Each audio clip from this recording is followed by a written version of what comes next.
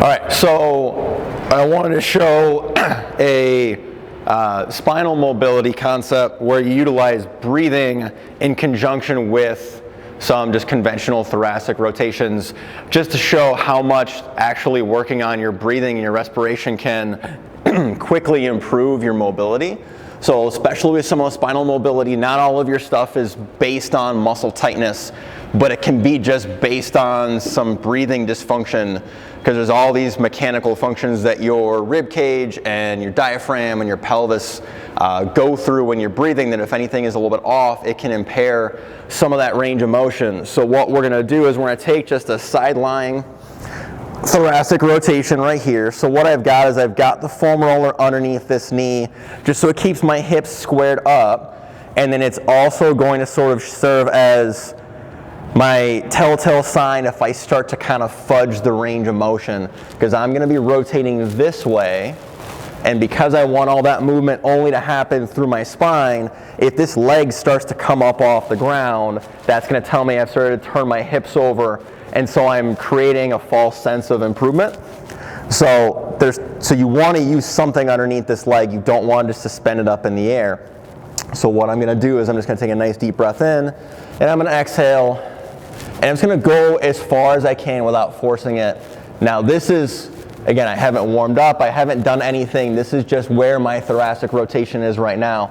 So when I hit that end range, what I'm going to start doing is I'm going to start to go through to some really deep diaphragm breaths and then exhale really hard. And you're going to see that just kind of breath by breath, the range of motion starts to improve. It might not be gigantic leaps each time, but the first one will usually be a little bit bigger, and then it's just going to be kind of this incremental improvement on down the line. So I'm coming over this way. So here I am. So I'm just going to take a nice deep inhale, and then exhale. And just allowing it to relax. I'm not forcing this. So again, deep breath.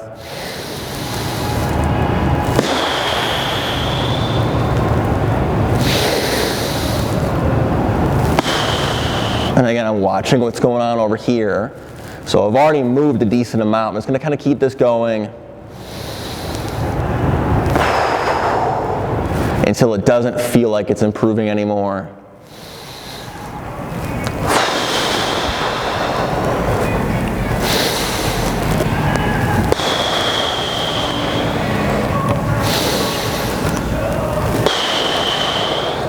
So it was what, 10 breaths or so.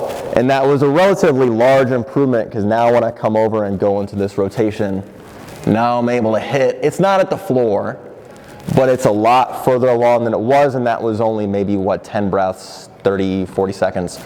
And then what I would want to do is I would absolutely want to repeat on the other side, so I'm not just improving one side. But the whole idea is, again, and that kind of applies to everything, it just shows you how much, if you've got some faulty breathing patterns, where you've got a lot of restricted motion, that could be your overhead stuff, your overhead pressing, your pull-ups, pullovers, could be even just getting back into holding onto a squat bar. If you've got any issues with the thoracic part of the spine being really sort of gummed up, look at your breathing and see, are you just succumbing to some really crappy breathing mechanics, and then work on kind of improving that in the motion that you're doing, not just separately, but actually put it inside the motion, and then see what that does to open it up.